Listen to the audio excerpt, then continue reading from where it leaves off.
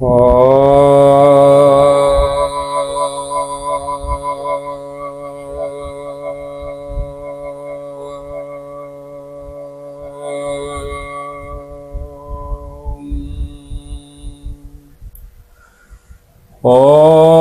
നമോ ഭഗവതേ വാസുദേവായ.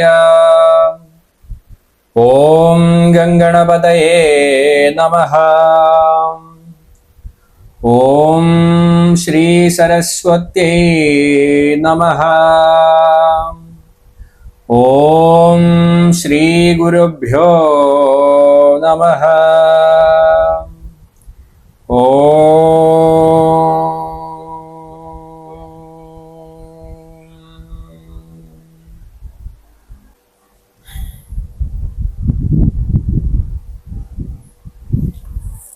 എല്ലാവർക്കും നമസ്കാരം. ശ്രീമദ് നാരായണീയ പഠനത്തിലേക്ക് വീണ്ടും സ്വാഗതം. നമ്മൾ 9ാം ദശകമാണ് പഠിച്ചുകൊണ്ടിരിക്കുന്നത്. 9ാം ദശകത്തിലെ 4 ശ്ലോകങ്ങൾ നമ്മൾ പഠിച്ചു. ഇന്ന് നമുക്ക് പഠിക്കാനുള്ളത് 5ാമത്തെ ശ്ലോകമാണ്. ബ്രഹ്മദേവൻ പത്മകൽപ്പത്തില്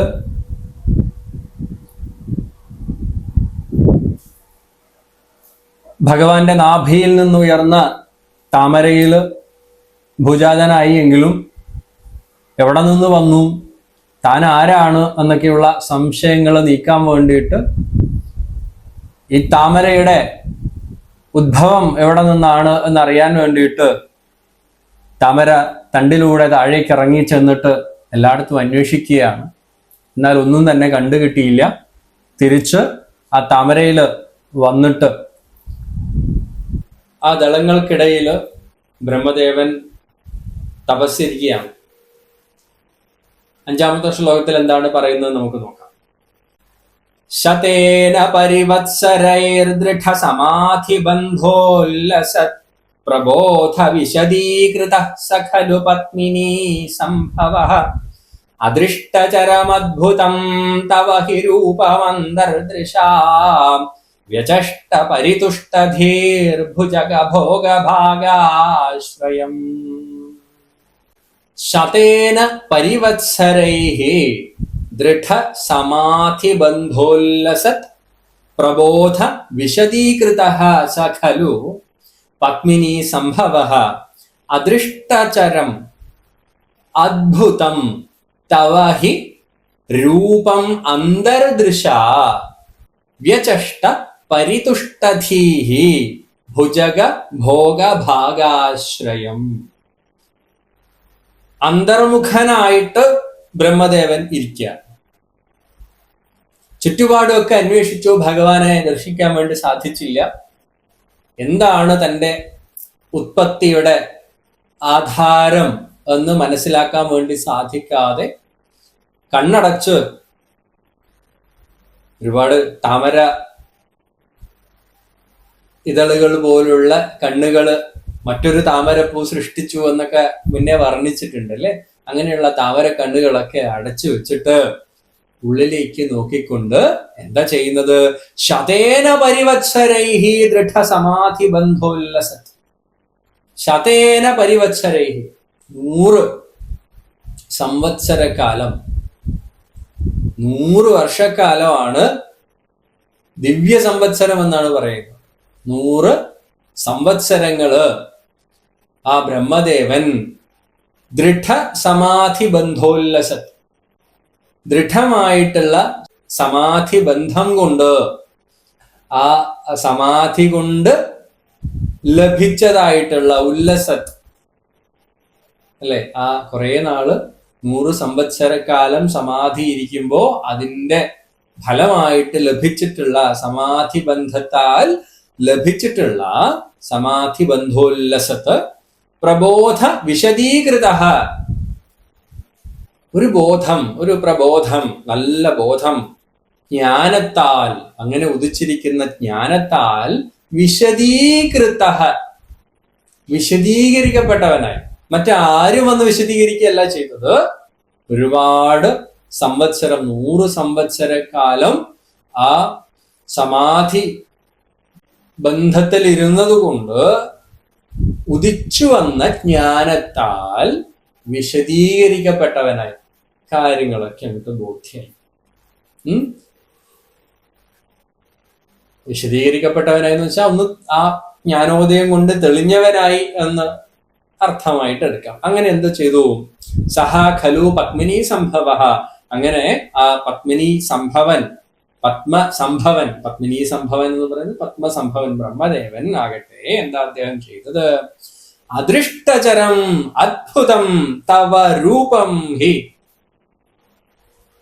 അദൃഷ്ടതരം, മുന്നേ കണ്ടിട്ടില്ലാത്ത, മുന്നേ ഇതുവരെ കണ്ടിട്ടേ ഇല്ല അങ്ങനെ ഒരു രൂപം, അങ്ങനെയുള്ളതും അദ്ഭുതം ആശ്ചര്യജനകമായിട്ടുള്ളതുമുള്ള തവ രൂപം ഹി, അങ്ങയുടെ രൂപം തന്നെ, ഭഗവാന്റെ രൂപം അന്തർദൃശ, ദിവ്യദൃഷ്ടി കൊണ്ട് ആ ബ്രഹ്മദേവന്റെ ഹൃദയത്തില് അന്തർദൃഷ്ടി കൊണ്ട്, അന്തർദൃഷ്ടി കൊണ്ട് വ്യചഷ്ട, കണ്ടു, ദർശിച്ചു, വിചക്ഷണം ചെയ്തു.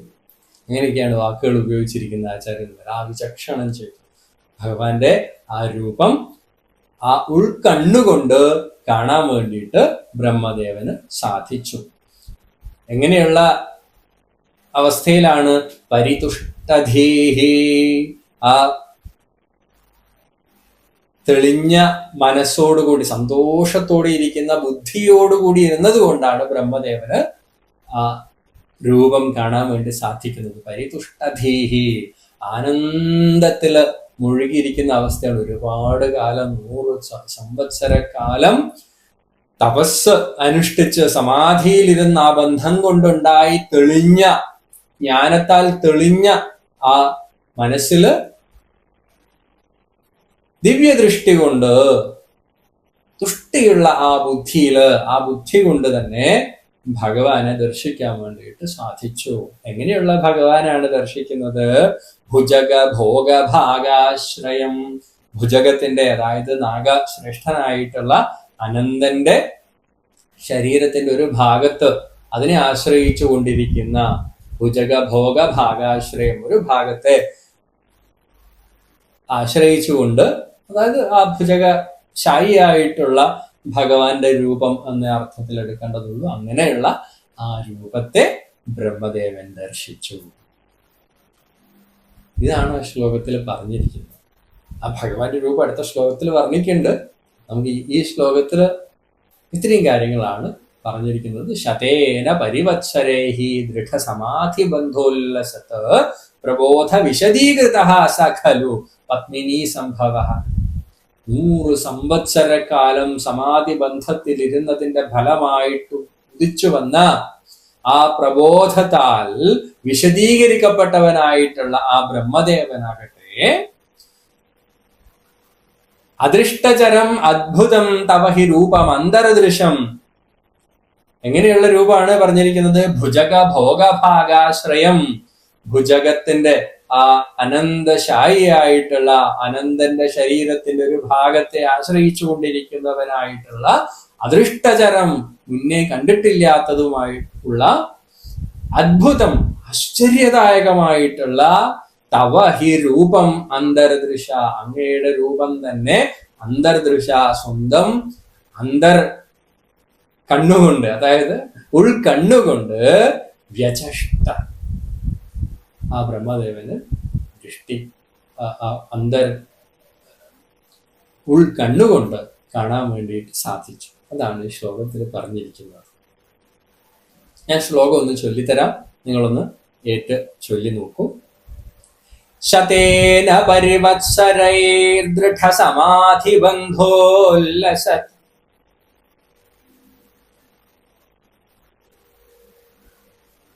പ്രബോധ വിശദീകൃത സഖലു പത്മിനി സംഭവ. അദൃഷ്ടചരമദ്ഭുതം തവ ഹി രൂപമന്തർദൃശ.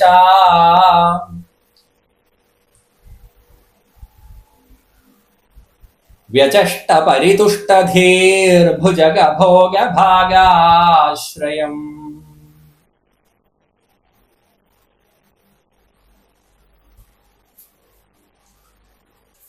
100 വർഷക്കാലം ബ്രഹ്മദേവൻ ഭഗവാനെ അന്വേഷിച്ച്, അതായത് എന്താണ് ഇതിന്റെ ആധാരമെന്ന് അന്വേഷിച്ച് പല പല വഴികളിലൂടെ താമര തണ്ടിന്റെ നാളുകൾക്കൂടെ ഉള്ളിലൂടെ ഒക്കെ സഞ്ചരിച്ചിട്ടുണ്ട്, ഒന്നും കണ്ടില്ല.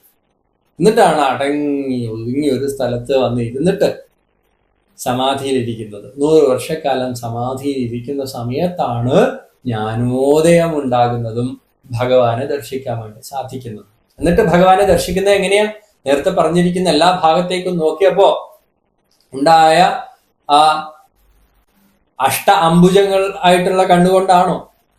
വികസത് അഷ്ടദൃഷ്ടി അംബുജ എന്ന് പറഞ്ഞിട്ടുണ്ട്. 4 ഭാഗത്തേക്കൊക്കെ നോക്കുമ്പോൾ 4 ഭാഗത്തിന് 2 കണ്ണുകൾ വെച്ചിട്ട് 8 കണ്ണുകളൊക്കെ ഉണ്ടായി. ആ കണ്ണുകൾ കൊണ്ടാണോ ഭഗവാനെ കണ്ടത്? അല്ല. എങ്ങനെ കണ്ടത്? കണ്ണടച്ച് ഉള്ളിലേക്ക് നോക്കി ധ്യാനത്തിൽ ഇരിക്കുന്ന സമയത്താണ് ആ ഭഗവത് രൂപം കണ്ടിരിക്കുന്നത്. നമുക്കൊക്കെ ഉള്ള ഒരു പാഠമാണത്. നമ്മൾ എന്തിനൊക്കെയോ അന്വേഷിച്ച് ചുറ്റുപാടും സുഖത്തിനും സമാധിക്കും സന്തോഷത്തിനും ഒക്കെ വേണ്ടിയിട്ട് ചുറ്റുപാട് ഓടി നടക്കുന്ന സമയത്ത്, സമാധാനത്തിനും സന്തോഷത്തിനൊക്കെ വേണ്ടി ചുറ്റുപാടൊക്കെ നടക്കുന്ന സമയത്ത് കണ്ണടച്ച് കുറച്ചു നേരം ഇരുന്ന് ഉള്ളിലേക്ക് ശ്രദ്ധിച്ചു കഴിഞ്ഞാല് നമുക്ക് ഇവിടെ നിന്നില്ലാത്ത ഒരാനന്ദം അനുഭവിക്കാൻ വേണ്ടി സാധിക്കും. ജ്ഞാനോദയം നമ്മുടെ ഉള്ളിലുണ്ടാകും. ആ ജ്ഞാനത്തിലാണ് ഭഗവാനെ ദർശിക്കാൻ വേണ്ടി സാധിക്കുക എന്നാണ് ഇതുവഴി നമുക്ക് പറഞ്ഞു തരുന്നത്. ബ്രഹ്മദേവന് പോലും അങ്ങനെ സാധിച്ചിട്ടുള്ളൂ. എല്ലായിടത്തും ഇത് പറയുന്നുണ്ട്. ഡോക്ടർ BC ബാലകൃഷ്ണൻ അദ്ദേഹത്തിന്റെ വ്യാഖ്യാനത്തിൽ ലളിതാ സഹസ്രനാമത്തിലെ വരികൾ കൂടെ കോട്ട് ചെയ്യാണ്. അന്തർമുഖ സമാരാധ്യ ബഹിർമുഖ സുദുർലഭ എന്ന് പറഞ്ഞിട്ട് ദേവിയെ പറയാണ്. അന്തർമുഖ സമാരാധ്യ ബഹിർമുഖ സുദുർലഭ. പുറത്തുനിന്ന് നോക്കി കഴിഞ്ഞാൽ അത്ര കിട്ടാൻ ബുദ്ധിമുട്ടായിരിക്കും. പക്ഷെ അന്തർമുഖന്മാരാൾക്ക് പെട്ടെന്ന് മനസ്സിലാക്കാൻ വേണ്ടിയിട്ടും ആരാധിക്കപ്പെടുന്നതുമായിട്ടുള്ള ദേവിയെ സ്മരിക്കുകയാണ്. എല്ലാ ദേവ ചൈതന്യത്തെക്കുറിച്ച് പറയുന്ന സമയത്ത്, ഈശ്വരനെ കുറിച്ച് സംസാരിക്കുന്ന സമയത്ത് ഉള്ളിൽ നിന്നാണ് ദർശിക്കാൻ വേണ്ടി സാധിക്കുക എന്ന് പറയാം. ദേവതകളെ നമ്മൾ നോക്കുന്ന സമയത്ത് നമ്മുടെ പ്രകൃതിയിൽ നിന്നൊക്കെ നമുക്ക് കാണാൻ വേണ്ടി സാധിക്കും. ഈശ്വരീയ ഭാവത്തില് ഏതൊക്കെ ആരാധന നമ്മൾ ചെയ്യുന്നുണ്ടോ അത് ഉള്ളിലേക്ക് നോക്കിയിട്ടാണ് നമുക്ക് കാണാൻ വേണ്ടി സാധിക്കുക. ആ ഭഗവാന്റെ വിഭൂതികൾ പുറത്തൊക്കെ നമുക്ക് കാണാം. ഇതിങ്ങനെ കാണാം, അങ്ങനെ കാണാം. ഈ ഭാവത്തില് ഭൂമിയായിട്ട്, സൂര്യനായിട്ട്, ചന്ദ്രനായിട്ട്, വായുവായിട്ട്, സകല നന്മകളുമായിട്ട്, ജീവജാലങ്ങളായിട്ട്, സകല ഭൂതഗണങ്ങളുമായിട്ട്, ഭൂതജാലങ്ങളായിട്ടൊക്കെ ഭഗവാനെ നമുക്ക് കാണാൻ വേണ്ടി സാധിക്കും. അതൊക്കെ ഭഗവാന്റെ വിഭൂതികളാണെന്ന് ഭഗവാൻ ഭഗവത്ഗീതയിലും വിശദീകരിച്ചിട്ടുണ്ട്. ഇവിടെ നമ്മൾ കാണുന്നത് ഭഗവാന്റെ ആ രൂപം, വിശ്വരൂപം. നമ്മുടെ ഭഗവത്ഗീത സത്സംഗത്തിൽ ഇന്ന് നമ്മൾ പഠിക്കാൻ പോകുന്ന വിശ്വരൂപ ദർശന യോഗമാണ്. വിഭൂതി യോഗം കഴിഞ്ഞു. വിഭൂതി യോഗത്തിൽ ഭഗവാൻ പറയാണ് എല്ലായിടത്തും ദർശിക്കുന്നുണ്ട്. ഇവിടെ വിശ്വരൂപ ദർശന യോഗത്തിലെത്തുമ്പോഴത്തേക്കും അർജുനന്റെ ഉൾക്കണ്ണ് തുറന്നു കൊടുത്തുകൊണ്ട് സർവ്വതും ഈശ്വരന്റെ ആ ഭാവം കാണാൻ വേണ്ടി സഹായിക്കാൻ. അതാണ് ഇവിടെ ബ്രഹ്മദേവനും ചെയ്തിരിക്കുന്നത്. നമുക്കും അത് ചെയ്യാൻ വേണ്ടി സാധിക്കും. അതിനാണ് നമുക്ക് ഈ മനുഷ്യ ശരീരവും ബുദ്ധിയും ഒക്കെ തന്നിരിക്കുന്നത്, ഈ മനസ്സും ഒക്കെ തന്നിരിക്കുന്നത്, ചിന്താശേഷിയുള്ള നമുക്കൊക്കെ ഈ ജീവിതം തന്നിരിക്കുന്നത് ആ ഭഗവാന്റെ ചൈതന്യത്തെ അറിയാൻ വേണ്ടിയിട്ടാണ്. വെപ്രാളപ്പെട്ട് അന്വേഷിച്ച് പല സ്ഥലങ്ങളിലേക്കും ഓടി നടക്കുന്നതിന് പകരം ആനന്ദം ഉള്ളിൽ അനുഭവിക്കാൻ വേണ്ടിയിട്ടുള്ള ഒരു സന്ദേശമാണ് നമുക്ക് ഈ ശ്ലോകത്തിലൂടെയും തരുന്നത്. അപ്പൊ എല്ലാവരും ഭഗവാന്റെ ആ രൂപം വർണ്ണിക്കുന്നത് കേൾക്കാൻ തയ്യാറായിട്ട് നിൽക്കുക. അടുത്ത ശ്ലോകം പഠിക്കുന്ന സമയത്ത് നല്ല ഭഗവാന്റെ ഒരു രൂപവർണ്ണന നമുക്ക് കാണാൻ വേണ്ടി സാധിക്കും. ഒരു പ്രാർത്ഥനയായിട്ട് ബ്രഹ്മദേവൻ കണ്ട ആ രൂപത്തെ പ്രാർത്ഥിക്കട്ടെ ഞാൻ എന്ന് പറയുന്നുണ്ട്. അത് നമുക്ക് അടുത്ത സെഷനിൽ കാണാം. ഇപ്പോൾ എല്ലാവരും ഈ ശ്ലോകം ഒന്ന് ചൊല്ലി പഠിച്ച് റെഡിയായിട്ടിരിക്കുക. നമ്മുടെ ഉള്ളിലെ ആ സന്ദേശം, ആ ശ്ലോകത്തിലൂടെ നമുക്ക് ആചാര്യൻ തരുന്ന സന്ദേശം സ്വീകരിക്കാൻ മറക്കാതിരിക്കുക. എല്ലാവർക്കും നമസ്തേ. നാരായണായ നമോ നാരായണായ നമോ നാരായണായ നമോ നാരായണ നാരായണായ നമോ നാരായണായ നമോ നാരായണായ നമോ നാരായണ.